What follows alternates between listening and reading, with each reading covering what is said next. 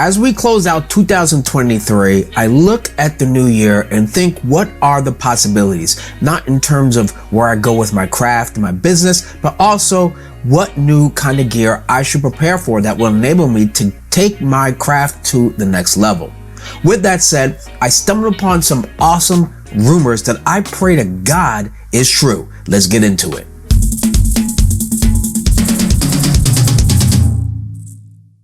I have been a longtime user of the Panasonic Lumix S1H. Matter of fact, here it is right here. I'm not sure if you can see it. And let me see, there we go.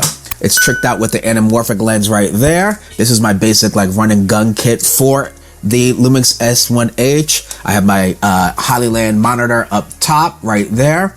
And it is amazing. Now, despite the fact that it doesn't have phase detect autofocus, it's never been an issue because usually when I'm filming on set, I don't use autofocus a whole lot anyway. I have been using it open gate at 6K for sure. Now I've been using it because of the 6K footage and it shoots open gate as well as the dual native ISO. The dual native ISO is phenomenal.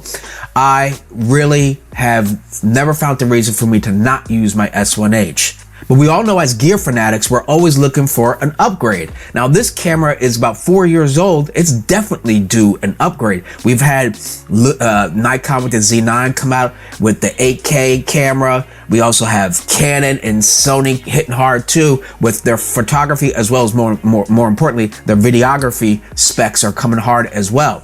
So with that said, this camera is looking a little old in a tooth, but I don't want to change up my workflow. I have so many Sigma lenses, I have so many Lumix lenses, and I have my anamorphic lens all built for the Leica L-mount system. So with all that said, when I stumbled upon these rumors, I was absolutely blown away because the specs is exactly what we need as cinematographers. Let's get to the specs and then I'm going to talk about why I'm excited about this camera in a second. Okay, so the site that I got this at was lrumors.com. There's nothing official about it. I didn't see anybody quoted from Panasonic or Lumix. This could be all made up, but I'm still excited either way and I'll bring that to you. First is, it's a 49 megapixel back illuminated MOS sensor, so that's going to be great. We definitely should be at 50 megapixels since everybody else is at least 45 to 50 megapixels on average. This time, unlike the S1H, the S1X is what they're calling it, will have no low pass filter, which will be able to deliver higher resolution for optimized edge to edge clarity and detail. So I'm really excited about that part. I never had any serious issues in terms of quality with my S1H in the first place, but I'm sure if this is going to help to enhance it even further, I'm definitely happy about it. Now here's something that's impressive. This does 20 frames with the mechanical shutter at continuous shooting. So that's going to be great. That's going to put you right up there what is currently offered by with Nikon with the Z9. Now, whether that's RAW or JPEG, I don't know, but I have a feeling it will be RAW. But those details have not been shared yet.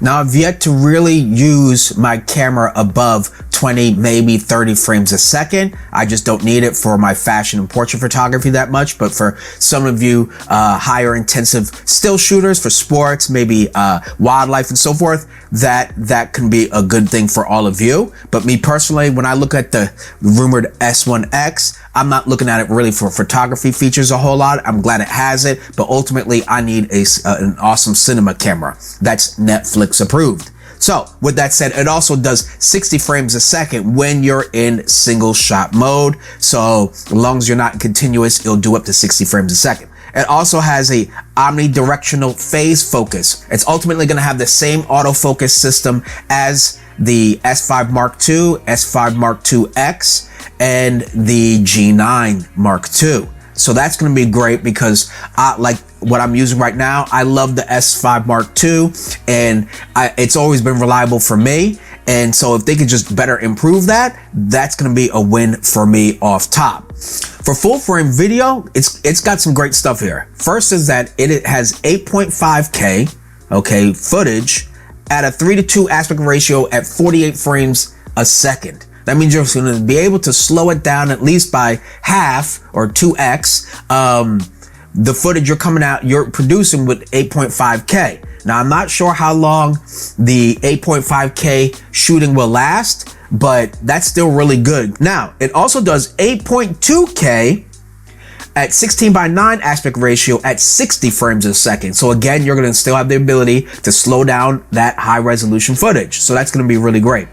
Now, it does shoot at Super 35, which the S1H did, and you can shoot up to 5.1K at a 4:3 aspect ratio and up to 72 frames a second.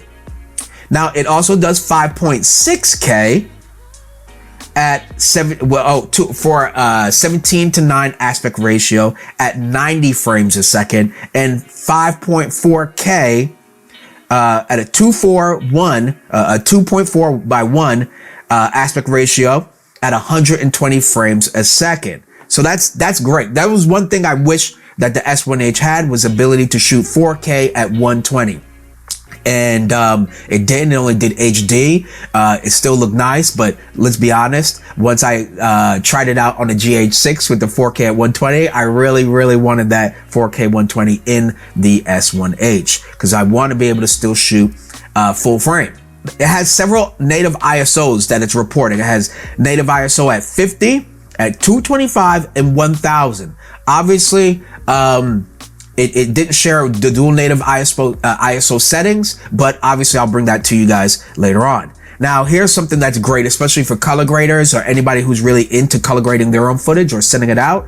It has up to 17 stops of dynamic range. So I believe the S1H had up to 15 stops. So this is giving us another 2 stops worth of color dynamic range. That's going to be absolutely phenomenal. Now, these rumors are speculative, but a few months before these rumors were released, Panasonic registered 2 patents for 2 professional camera bodies. And people are talking online that it could be either the Panasonic S1 and an update to the Panasonic Lumix S1H, thus the S1X. Now, again, the S1X name is not official. Panasonic hasn't released anything. Lumix hasn't said a word about these rumors, and definitely hasn't said these were official in any capacity. But I believe this is something worth talking about. And what I heard is the body is going to be basically the same body as the S1H. It's just going to be new guts, ultimately, is from what I can tell.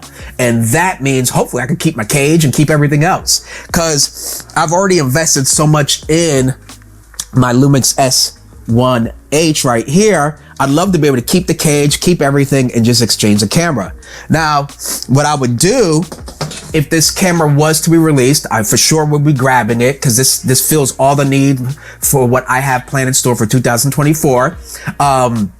What I would do is keep that S1H as a B camera, and then I would use the obviously the S1X as my A camera. So anyway, these are just some rumors that I was super excited to learn about, and I had to share it with all of you. As many of you know, I am making more and more video based content as well as photography. So I hope you enjoyed some of these. If you found any of these curious, if you didn't care, or maybe you were very much excited like I was, let me know. Post your comments down below. As I get more updates about this particular camera, you know I'm going to bring it to you. With all of that said, I do want to let you know I just recently released my members only content. So if you want to help show your support for this channel, become a member now. And there's 3 levels that you can subscribe to. It's just a monthly small subscription, and I'm going to be producing members only content, from live streams,